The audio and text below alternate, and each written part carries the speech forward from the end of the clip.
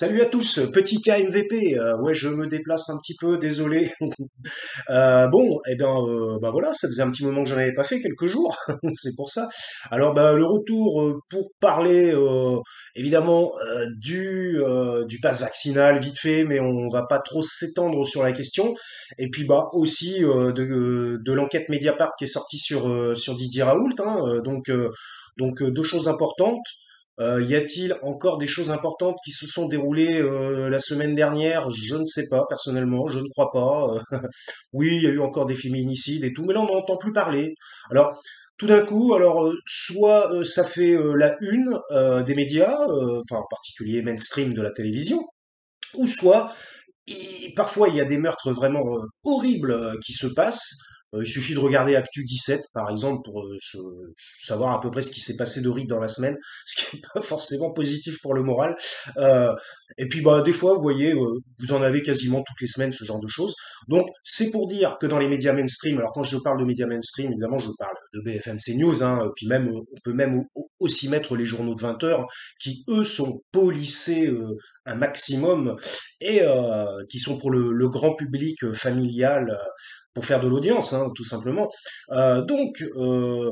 Oui, alors voilà, je voulais dire que finalement, il y a des meurtres horribles parfois, mais on n'en entend pas du tout parler. Alors, et une fois, ils en prennent un, alors comme par exemple, je voulais pas parler de ça, mais vous savez qu'à MVP, pas de cut, pas de montage, tout est brut, et avec énormément de digressions. Alors, moi, je raconte ce qui me passe par la tête, hein. Donc, vous voyez, euh, donc, si vous voulez, ça faisait longtemps que je l'avais pas dit ça. Si vous voulez, eh bien, par exemple, tiens, on va démarrer juste par ça. L'affaire Julliard, on en entend parler, on entend parler, on entend parler, on entend parler. Oui, alors, je sais pas pour juger l'affaire, c'est horrible, nanana. Mais bon, pour l'instant, l'autre, il n'a pas encore été jugé coupable. Enfin bref, il demande des libérations, il est emprisonné, mais toutes ces demandes de libération sont refusées, alors que pour l'instant, euh, il y a peut-être une convergence d'indices. Moi, je ne sais pas, je ne suis pas dans l'enquête, hein. Il y a peut-être une convergence d'indices, mais néanmoins, il n'est pas jugé coupable pour le moment, mais il est emprisonné. Bon, enfin bref, bon, après bon ça, enfin voilà. Moi, à mon avis, quand vous avez un type comme Balkany, qui lui, par exemple, pour des raisons de santé qui sont plus ou moins inconnues hein, du grand public, lui, il peut sortir. Bon là, je crois qu'il a été remis en prison, me semble-t-il. Enfin bon, on ne sait pas trop. Vous savez, on a l'impression qu'en haut de l'État, les décisions se font vraiment pas vraiment sur les lois. Alors j'aime bien, ils nous disent respectez les lois, respectez les lois, respectez les lois, sinon vous allez prendre des amendes et des problèmes et de la prison ici et ça. Mais eux, par contre, on ne sait pas trop ce qui se passe au niveau du respect des lois. On est vraiment dans une, on pourrait dire, dans un fonctionnement de type arbitraire. Alors des fois ça passe pas, on ne sait pas pourquoi. Quand ils disent oui, c'est anticonstitutionnel, et ben qu'est-ce qu'ils font? Ils vont jusqu'à la Constitution, et puis ils font une révision de la Constitution, enfin d'une partie, d'un paragraphe, et qui permet de faire rentrer ce que eux ils voulaient faire rentrer à l'intérieur. Puis tout d'un coup, ça n'est plus anticonstitutionnel. Enfin bon, bref. Vous voulez que je vous dise? Ils font ce qu'ils veulent. Voilà, c'est pas compliqué. En plus, bon, avec la majorité à l'Assemblée, voilà, c'est relativement vite plié. Donc, mais c'était pas pour parler vraiment de ça. On va démarrer avec le pass vaccinal. Alors, moi, je suis un peu mort de rire avec ce pass vaccinal. Bon, moi, de toute façon, ça ne me concerne pas plus que ça parce que je bouge pas énormément, quoi. Je vais juste faire des courses. Et comme je ne passe pas dans des galeries marchandes, parce que apparemment, à partir de très bientôt, là, peut-être aujourd'hui, hein, puisque ça a été voté il y a 2 jours, là, ou hier, on est le 17 aujourd'hui, janvier 2022, eh bien, les gens ne pourront plus passer dans ce qu'on appelle des galeries marchandes, je crois. Enfin, alors, je suis pas certain, parce que je me suis pas vraiment tenu au jus, hein. C'est des tweets que j'ai lus. Donc, si je me trompe, veuillez m'excuser, mais je pense que j'ai raison.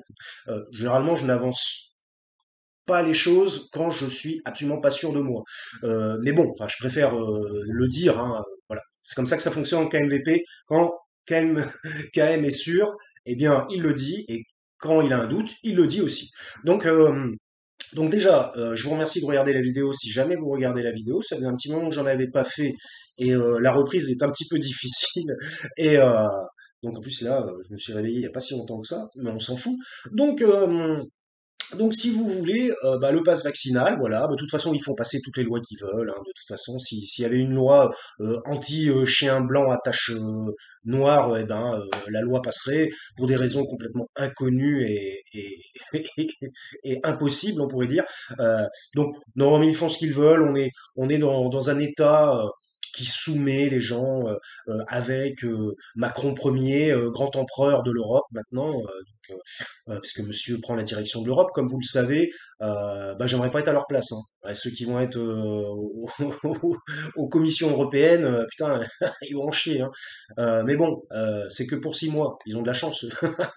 Donc voilà. Donc j'espère vraiment, j'espère qu'il ne repassera pas. J'espère, je souhaite, je prie, enfin bon, bref. Donc, si vous voulez, le pass vaccinal, ça me fait bien rigoler. Pourquoi? Parce que on voit bien, alors là je pense que c'est à peu près une certitude, que le variant Omicron est maintenant qualifié, représenté comme beaucoup moins dangereux que le coronavirus original ou originel, ou que ce variant Delta, je sais pas quoi. De toute façon, des variants, il y en a eu je sais pas combien, mais le Delta avait l'air assez rude, en quelque sorte. Et le Omicron, on voit bien quand même que le Omicron, puisqu'il est même quasiment prêt à faire passer la pandémie comme une forme de grippe.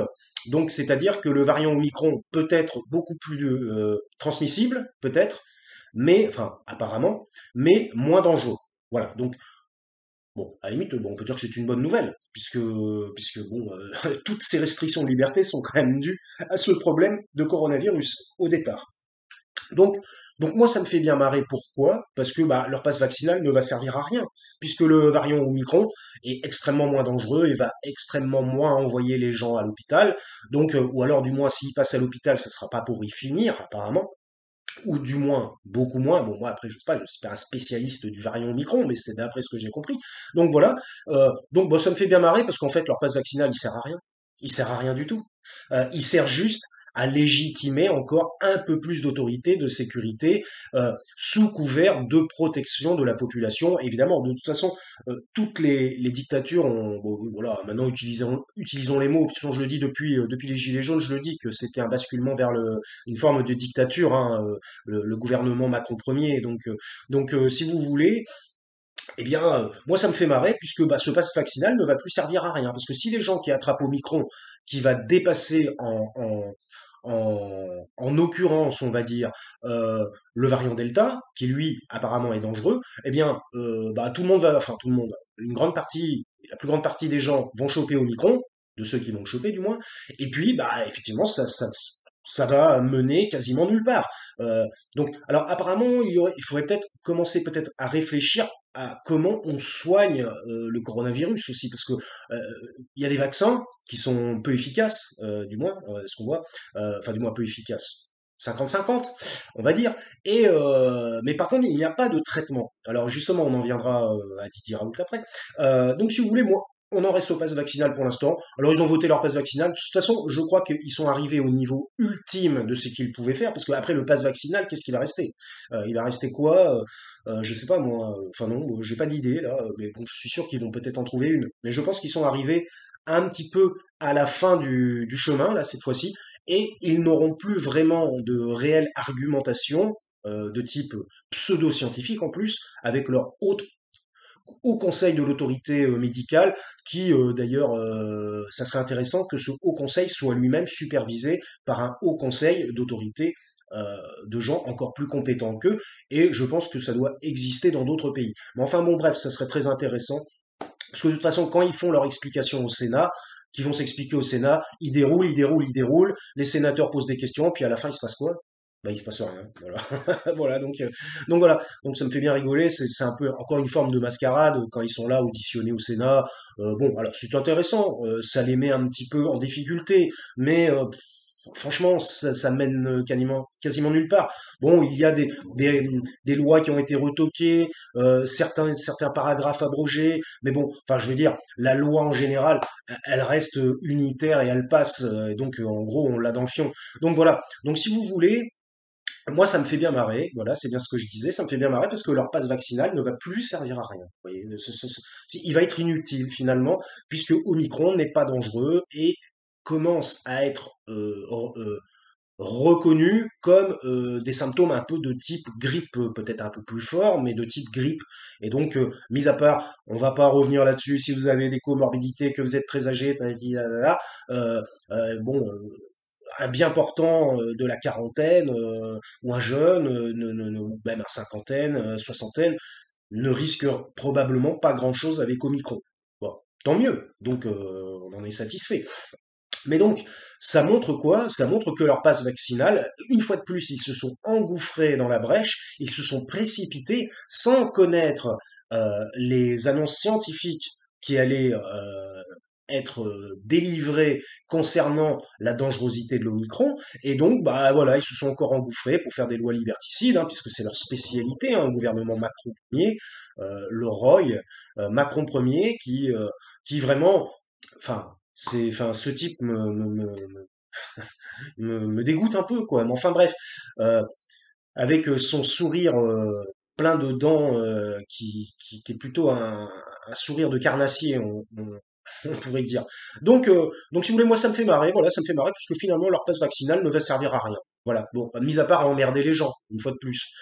Puisque en plus, il dit qu'il... Alors, on va pas revenir sur j'emmerde, machin, j'ai déjà fait une vidéo là-dessus, si ça vous intéresse de regarder, j'en ai fait plein. Nous sommes au KMVP 75 ou 76, le gars est productif. Donc, voilà, vous savez, ça sort tout seul, hein. Et puis je fais des KMVP quand j'ai envie d'en faire, hein. C'est plus une question de motivation intérieure plus que de travail. Donc voilà, on va dire, c'est plus ou moins naturel chez moi. Donc, si vous voulez, eh bien, j'aime m'exprimer. Et si vous voulez, bah voilà.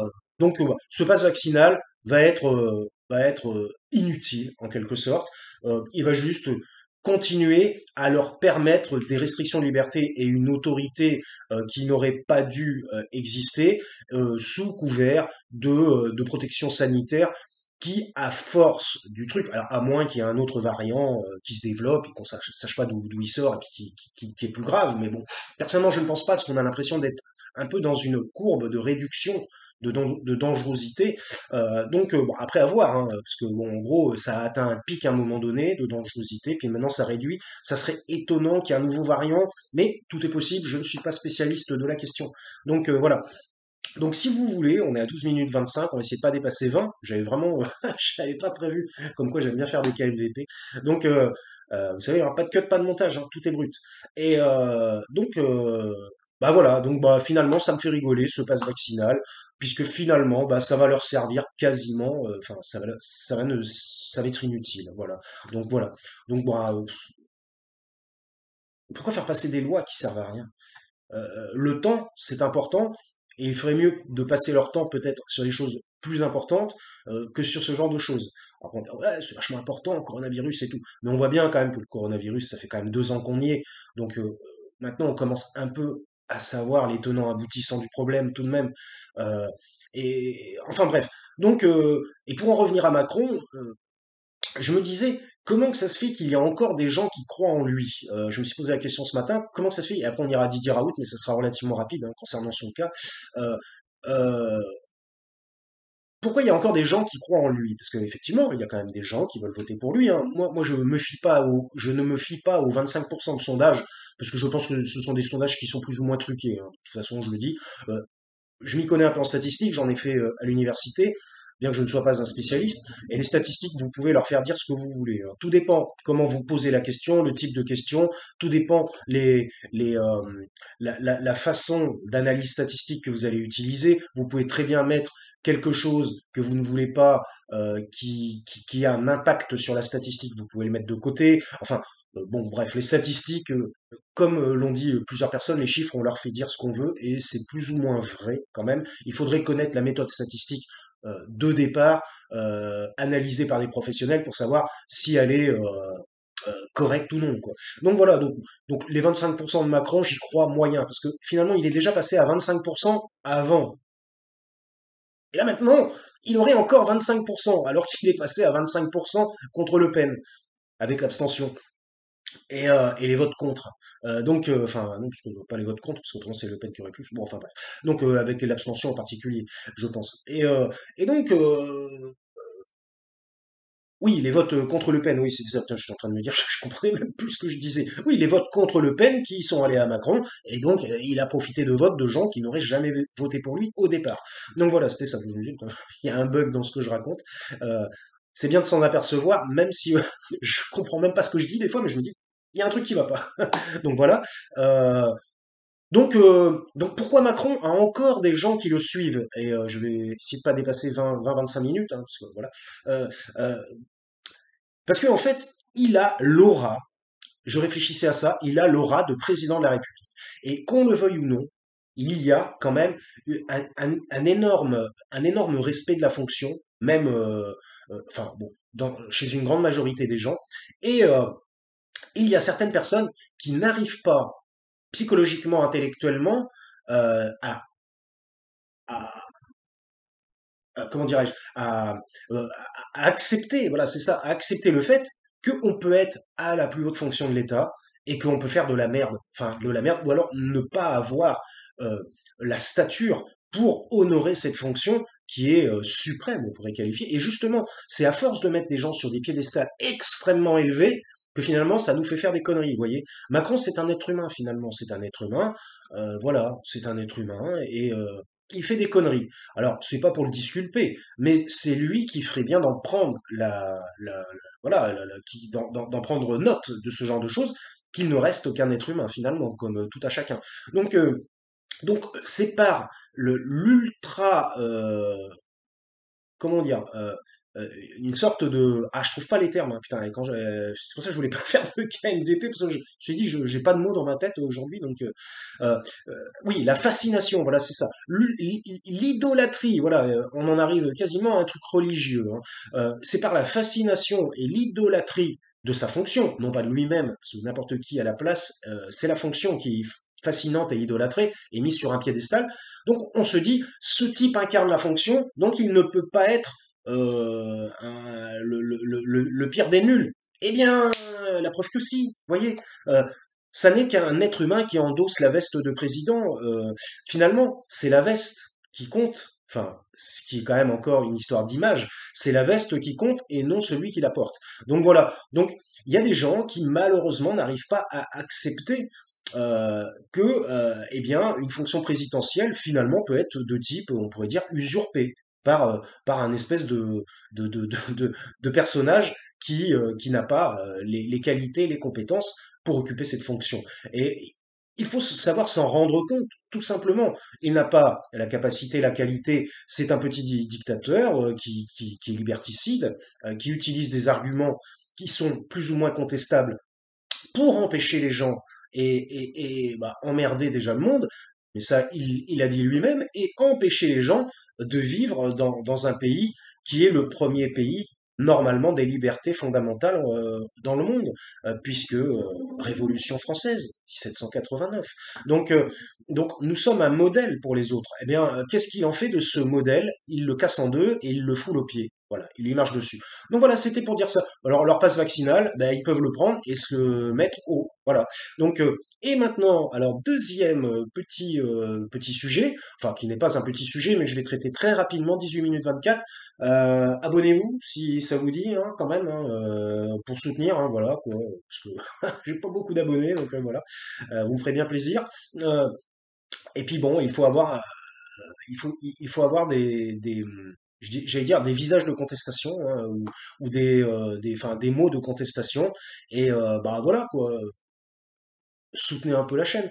Donc voilà, eh bien oui, alors Didier Raoult qui vient d'avoir 2 ans d'enquête qui avait été bien planquée apparemment de la part de Mediapart qui sortent aujourd'hui et qui disent bah, finalement que c'est une forme d'imposture, hein, je suis désolé pour lui, hein, euh, peut-être qu'il a fait des choses bien dans sa vie, je ne connais pas ce monsieur, je ne connais pas sa vie entière de scientifique, mais bon bah voilà, moi personnellement, donc bon, l'hydroxychloroquine, hein, voilà. C'est une imposture, donc voilà. Enfin, bon, moi, je suis complètement d'accord avec Mediapart, hein, voilà. Et pour tout vous dire, moi qui ai quelques connaissances scientifiques, tout de même, eh bien, je m'en étais aperçu dès le début que Raoult était un enfumeur. Je le qualifierais d'enfumeur, d'enfumeur parce que en fait. il n'y avait pas de convergence scientifique mondiale pour l'efficacité du produit chloroquine. Vous vous doutez bien que lorsqu'il y a une grosse pandémie qui fait flipper tout le monde à fond, et qu'il y a un gars qui dit j'ai un remède, justement j'utilise le mot remède non pas par hasard parce que ça fait un peu les vieux remèdes de l'époque qui étaient des faux remèdes hein, en fait, euh, qui dit oui moi j'ai trouvé la solution, si franchement cette solution fonctionnait, je ne vois pas pourquoi les autres pays se seraient privés de cette solution. Parce que quel est leur but? Que les gens aillent crever à l'hosto toute la journée? Non, je pense pas quand même. Ça crée de gros problèmes, même si parfois ils en ont rien à foutre que les gens crèvent. Mais ça crée des gros problèmes. Et donc, Raoult, moi, voilà, c'est ça, on l'a vu partout, machin. Moi, j'aime bien son côté un peu rebelle, le côté rebelle qui casse un peu les normes établies. Mais bon, c'est bien joli de le faire, mais il faut enfin voilà, il faut qu'il y ait une légitimité derrière. Si c'est fait en dépit du bon sens, n'importe comment, sans argumentation véritable, enfin sans réalité derrière, montée de toutes pièces sur on pourrait qualifier quelque chose de type fantasmatique, enfin bon, en gros c'est un gros fake pour résumer, hein, voilà. Eh bien non, c'est pas bien de faire ça.